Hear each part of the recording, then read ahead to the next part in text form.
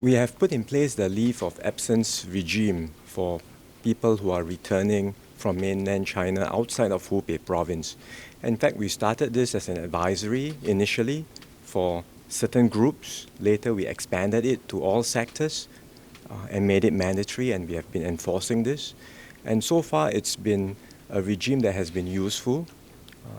We have not had any confirmed cases amongst the returnees, but this has been a useful and important precaution that we have put in place.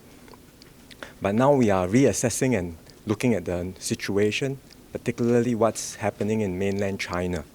When we started LOA end January, there were 4,000 cases outside of Hubei province in China.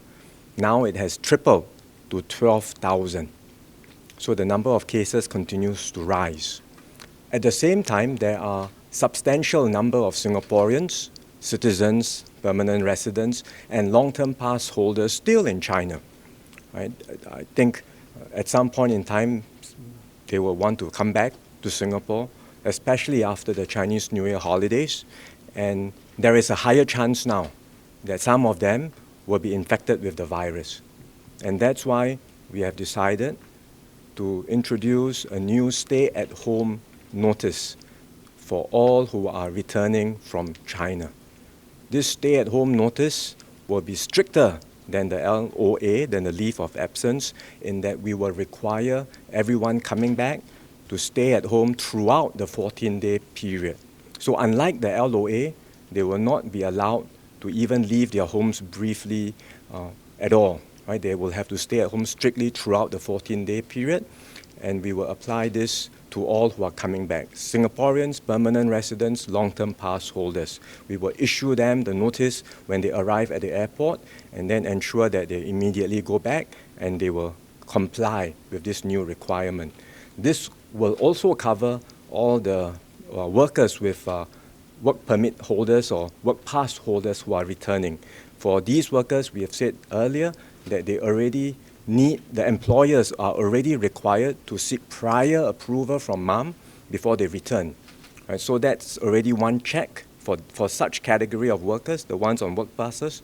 The employers have to seek prior approval from MUM, and then when they return, they will have to serve out this 14-day requirement, either at the places that they are staying, or if the employers need help, they approach MUM and we will find them suitable dormitories where they can serve out this new stay-at-home notice. Right? So it will cover all who are coming back, and we will enforce the requirements strictly. We will use technology to ensure that they are staying at home. We can do so through video calls, through their phones, identifying where their locations are through spot checks. We will use a whole range of methods to enforce and make sure that there is compliance with the regime.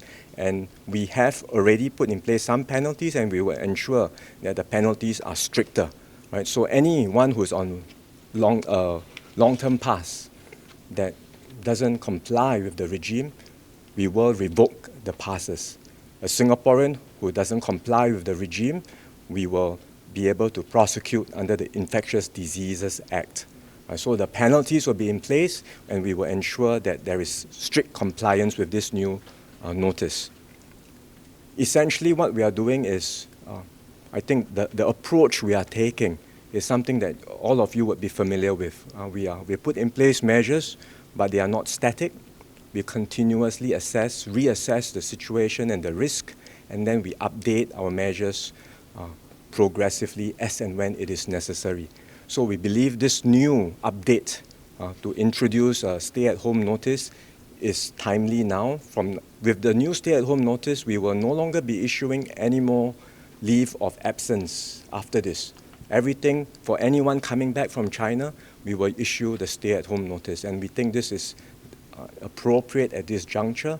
It will ensure that we reduce the number of imported cases coming back from China, and then we can focus our energies on limiting or reducing the risk of local transmission of the virus within Singapore.